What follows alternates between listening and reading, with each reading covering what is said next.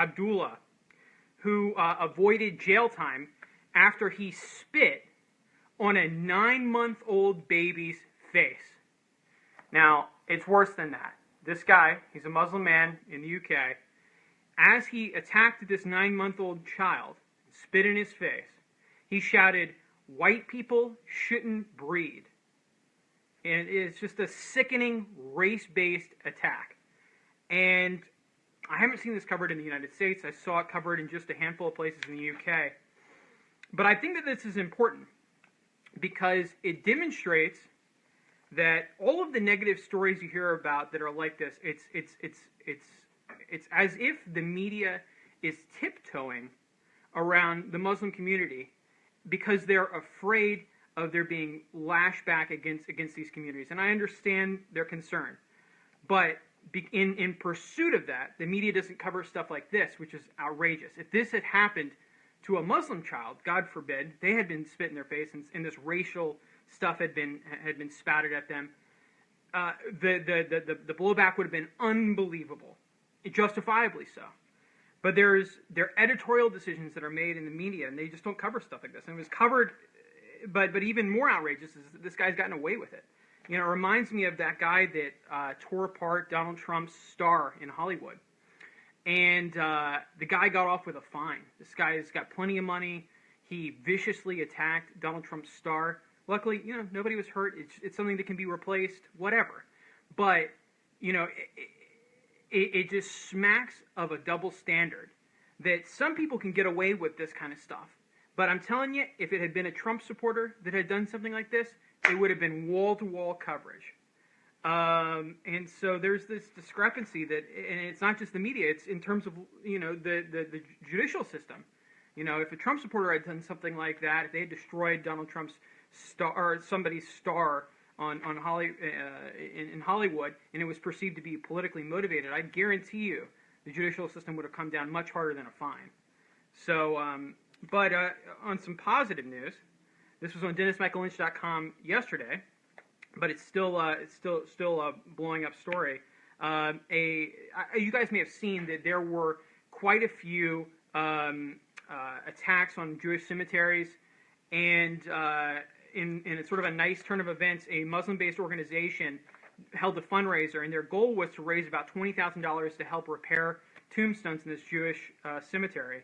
And by 10 o'clock, they had received 1,400 donations, totaling over $40,000 to repair over 100 headstones at this religious site. So I mean, I love when you have a story like this, and it shows that, you know, there's still a lot of good people in this world, and that are coming together and taking ownership of this and saying, we're going to make it right.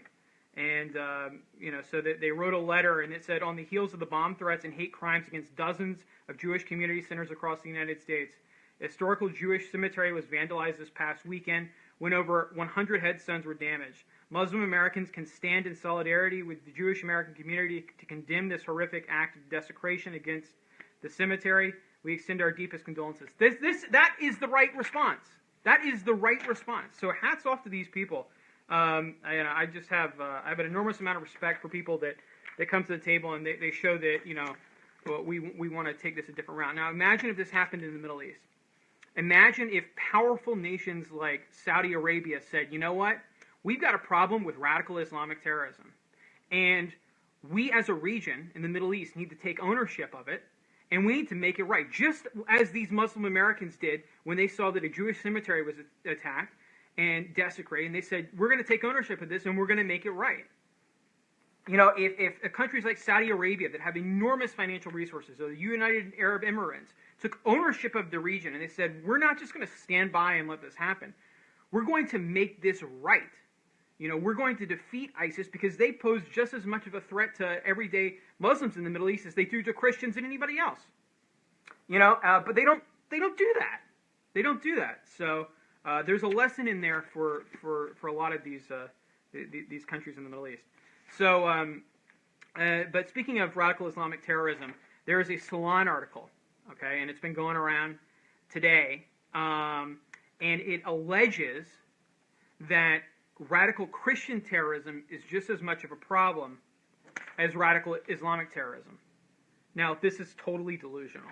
Okay, and they throw out some statistics that, or they don't throw out very many statistics, but they say, if you exclude 9/11 and you don't control for the population of Muslims relative to Christians, then there's just as many Christian terrorists as Muslims. It's absolutely ridiculous.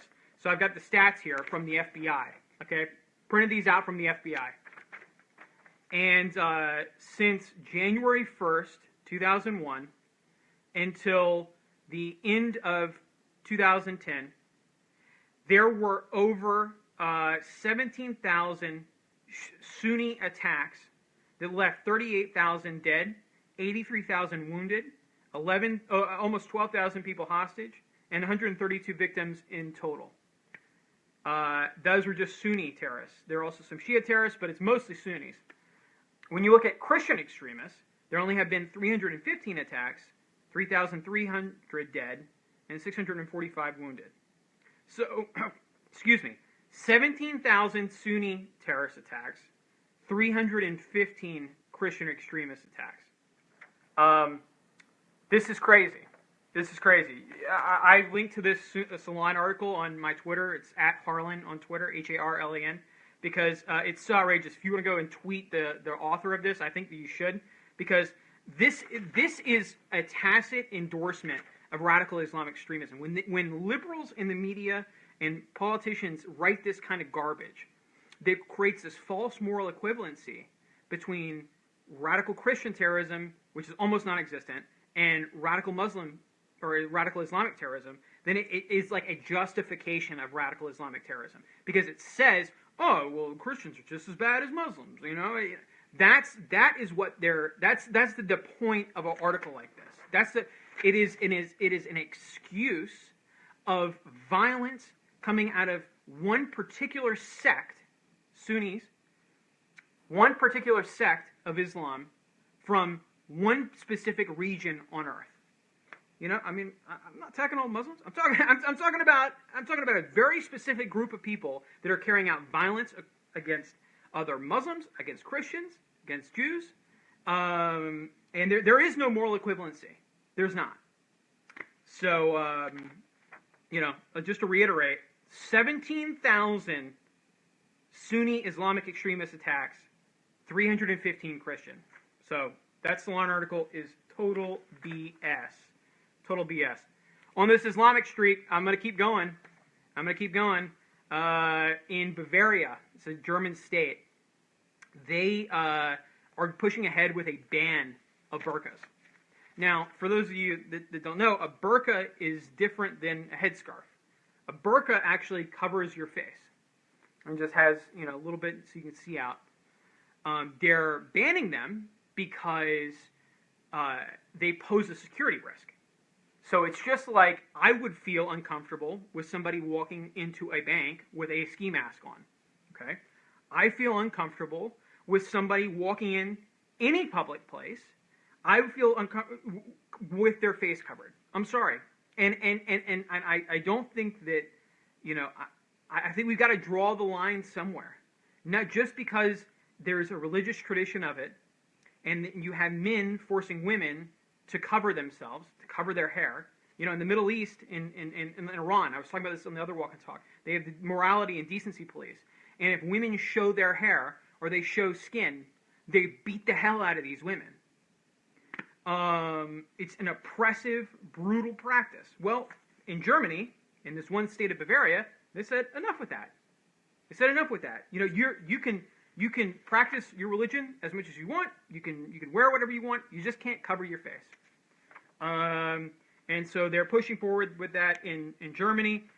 In France, they've already put this law into effect. It was signed in April 2011. It was banned all hiding of the face in public places. Justifiably. I mean, the French have a real problem with terrorism, and so they've had to act against it. And luckily, the French aren't going to put up with this. Luckily, they've got the political will to stand up when it's right to change these practices.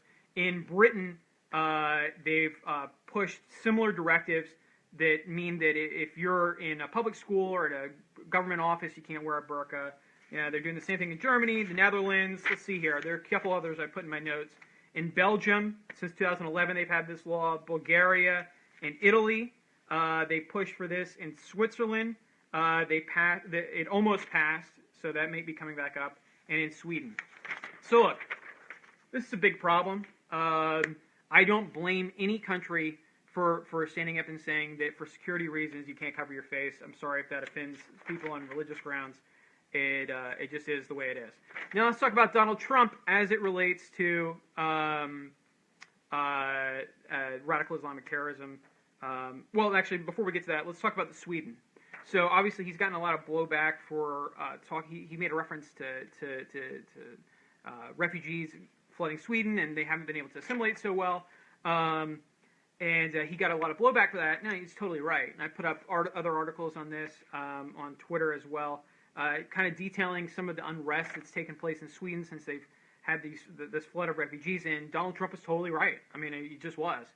He said last night, when he was talking, he said that the trouble that we saw last night, he wasn't talking about an incident that had happened the previous night. He was talking about Tucker Carlson had a story the previous night on refugee problems in Sweden. So anyway, I just want to be clear.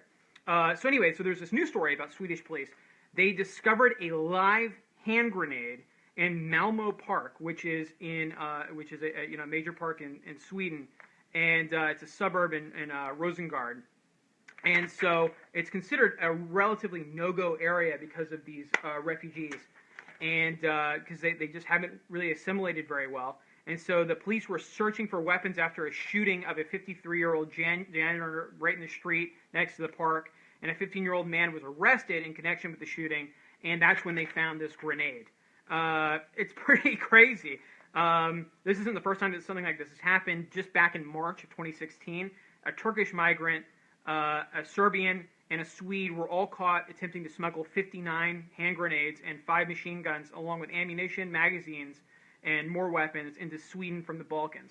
So I don't know what's happening in Sweden, but they got a problem. This happens in a lot of countries where you have tight restrictions of munitions. Is that the stuff's going to get in there anyway, but it's only going to be in the hands of the people that probably want to do you harm. And I can't imagine what they're trying to do with hand grenades in Sweden. Refugees plus hand grenades and other machine guns doesn't seem like a very good combination. Doesn't sound like you're looking to assimilate. And I'm not saying all refugees are that way. I'm just saying that there are an element of these people that that they're infiltrating, evidently, based on the data that we see. The next thing that I wanted to talk about is let's talk about Maxine Waters. She's a congresswoman from California, and she's been sort of on this rant for the last week about Donald Trump and about his cabinet. And she used some really pointed terms that I really took offense with. She called the cabinet the Klan. She's using racial rhetoric to divide us, and I take real offense to it.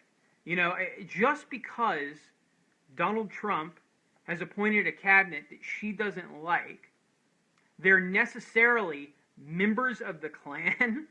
She did this last night with Chris Hayes on MSNBC. And she also called them a bunch of scumbags. Now, the headline that everybody's running with is that she called these guys a bunch of scumbags. She called basically all the Trump cabinet, all the Trump people in the White House, a bunch of scumbags. That's not the headline. She called them the Klan. You can go back and watch the video for yourself before I went on here. I wish I could show it to you guys. I wish I had my computer here. I could show it to you.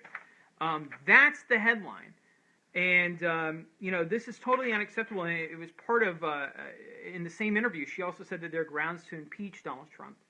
Earlier that day on CNN, or earlier that night on CNN, Keith Ellison was on, and he said that there are grounds to impeach Donald Trump already. He refused to really lay out what those are. He said, and he gave this long, convoluted answer that basically summed up to the fact that Donald Trump should be impeached because he owns hotels and because theoretically people could buy nights in the hotels that would enrich the President of the United States, and then that would curry some favor with the White House. It's totally ridiculous. I don't think Donald Trump's monitoring how full his hotel is in Washington on a daily basis. He's out of that. Right now he's governing the country.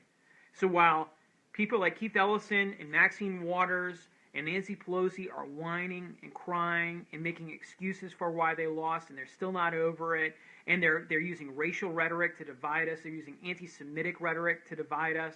I'm talking about Keith Ellison there. He's done it plenty of times in the past. He's governing while they're whining and rolling on the floor, totally unable to get over this loss.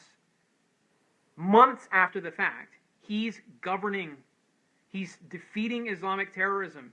He's redoing immigration in this country. I was on CNN yesterday and I got into a fight about this. The person I was up against said, he's sending out like Gestapo-esque crews that are rounding people up. And I said, well, first of all, there are 3 million illegal immigrants in this country that have a criminal record. Of those 3 million, another 1 million are illegal immigrants with a criminal record. They are on a deportation list that was built by the Obama administration and finalized in May of 2016. Of those 1 million people that committed a crime, are here illegally, and are on a deportation list, only 684 of them have been rounded up and arrested since Trump took office. And so this narrative in the media that he's going around rounding up tens of thousands of people is inaccurate. Now, a lot of us might take issue with that. Might want him to act more quickly to handle the immigration crisis that we face. But at the very least, the narrative that's being pushed by the media is just not true based on the facts as we see them. He hasn't come up with this deportation list himself either. I mean, this was fine. These 1 million people. This list came from May of 2016.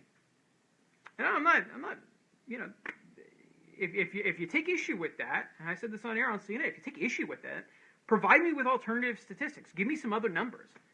But their worldview, their feelings about what's happening, don't jive with reality. And Donald's even been very moderate on this. I mean, we saw that he's going to, for the time being, he's going to give the Dreamers a pass. Now, a lot of people don't agree with that. I think I'm a compassionate person, and my inclination, you guys may disagree with this, my inclination is to, if you were a kid and you were brought here but to no fault of your own, and you, for all intents and purposes, you're an American, let's figure something out. But, and so I agree with Donald Trump on that. And so he's been very moderate. He's been compassionate. Like, what do you want from this guy? And I see the angry faces. I know some of you disagree, and that's okay. I'm willing to be, convinced, but that's what Donald's doing, and I think I agree with it. So the next thing that he brings me to is, and this is about Donald too, is that he is considering a plan for school choice. Now, I'm from South Carolina, and the public schools in most of South Carolina are really, really bad. Now, there's some good schools. There's some great public schools. But it sort of depends on where you are. And I know that many of you across the country are in the same spot. Like, you're just playing the zip code lottery. And if you're in the right zip code, you go to a good school. If you're not, you don't. And even the good schools are getting worse and worse. And a lot of that's to do with funding. A lot of that's to do with overcrowding. But Donald Trump's looking to fix that. And so he's come up with a plan for school choice. And they're going to allocate literally billions of dollars to help middle-class Americans afford to send their kids, to Catholic schools or private schools or, whatever. And so it's similar to a voucher, but it's going to be in terms of a tax credit, not a deduction, but a tax credit. And I'm all for it. Trump stated that he wants every single disadvantaged child in America, no matter what their background is or where they live, to have a choice about where they go to school. What has taken so long? What has taken so long for us to have this conversation in this country? Democrats say that they care about people that are economically disadvantaged. They say that they care about, people of every different race, background, creed, gender. Well, if that's true, why don't you make their conditions better? The fact that the vast majority of children in this country have to go to a school that's failing, or their parents have to make the sacrifice to spend, potentially tens of thousands of dollars, and over the course of their lifetime, hundreds of thousands of dollars to send them to a private school for a decent education is totally ridiculous. So Trump's idea for a tax credit, I think, is going to be well received by Democrats and Republicans who may not like it, the teachers unions. Now, many of you may know this, but I may not know this, but when I worked in Democratic politics, when I was a Democratic consultant, my number one client were the teachers unions. They paid the most money. And frankly, they were very, very bad at what they did. These teachers unions, they pick the least bright among them to run their teachers unions. And so anyway, they waste a lot of money, and they're really inefficient, and they do stupid things. And they're totally uninterested in education and outcome. Whereas I think the vast majority of teachers are interested in the outcomes of their students. I think they're interested in a quality education for their students. The vast majority of these teachers unions are not. Their singular focus is to get the best deal for their teachers, to defend their teachers' tenure, and that doesn't relate to better outcomes. And so when you have projects like this, like the one that Trump has put forward, to introduce tax credits or vouchers to allow people to have choice, to choose where their child goes to school, the teachers unions fight it tooth and nail because they haven't unionized charter schools, they haven't unionized private schools. So they haven't unionized Catholic schools, So what they care about is defending their world, which is funding for public education, which is funding for public schools. So the public schools are failing, but that's not their concern. So I fully support what Donald Trump's doing with that. As somebody that will have kids at some point in a city like New York, the options aren't that great. So I would want to look at a charter school. I'd want to look at private schools, but it's unbelievably expensive. It's unbelievably expensive. Some of these private schools here in Manhattan are $50,000 a year. It's like college tuition for finger painting to go to kindergarten. So it's unrealistic, and it's not like that everywhere. But sending your kid to Catholic school someplace might be $7,000-8,000. It's a lot of money. Could be more. And so if we could explore options to help families afford that, middle class families that are struggling to make it, working class families that are struggling to make it, so that these private schools just aren't just like the bastion and the opportunity for people with money, but instead it's an opportunity for all kids that are willing to learn and parents that want to send their kids to an environment where they're ready to learn. I think that's a great thing. The last thing that I wanted to cover here is Alan Combs of Fox News has passed away. He was 66 years old, and his family put out a statement this morning. Alan has passed away this morning after a brief illness. He was 66 years old. He leaves his adoring, devoted wife, Jocelyn, and his children. He was a great guy, a brilliant, hysterical, and moral person, and he was fiercely loyal. So obviously, a lot of people at Fox were upset about this. I met him at the green room in Fox. Brett Hume said, "So sad to hear the death of my Fox News colleague, Alan Combs." It's surprising. This was totally unexpected. So we will. For those of you that don't remember, he was Sean Hannity's co-anchor for a long time, and I think he was probably there, if not on the first day, he was there very, very early in the early days of Fox News. So one of the originals has passed away. Glenn Beck said, "R.I.P. It's a shock. While I disagreed with him on many things, he was a good and decent man. Indeed, all that matters in the end." Eric Bowling said, "Very sad to report our friend and colleague Alan Combs has passed away." So people of all different political backgrounds come together and say he was a good guy, even if we didn't agree with him all the time on politics. He was a decent human being. So with that and the prayers for his family, just want to thank you guys for being with me again. Dennis is busy working on some really exciting stuff for DML Daily. I know you guys saw him a little bit yesterday. We pulled almost an all-nighter the night before building the video wall. I've got so much, you can't see it off camera here, but I've got so much equipment that I have to take out there tomorrow. I'm trying to go back out there tomorrow. And so I spent all day yesterday assembling some things that we need for the video wall, that we need for some stuff in the newsroom. And so we got some exciting things. I think they're going to look really, really, really cool. So I'm going to get back to work on that here in a minute. But if you guys support what we're doing, if you love the walk and talks, if you want to see the new shows, we're working on some exciting new shows. Dennis and I are going to be doing a show every day. He's going to be doing the walk and talk. I'm going to be doing my own show. Scarlett's going to be doing stuff. If you support what we're doing, and if you want to see more content like this, we're going to be doing hours of live content every day. We need your donations. Whatever you can afford, $5, $10, $15. It's at DennisMichaelLynch.com/donate. All of that money goes towards investing in our studio and our capabilities to put out really great stuff.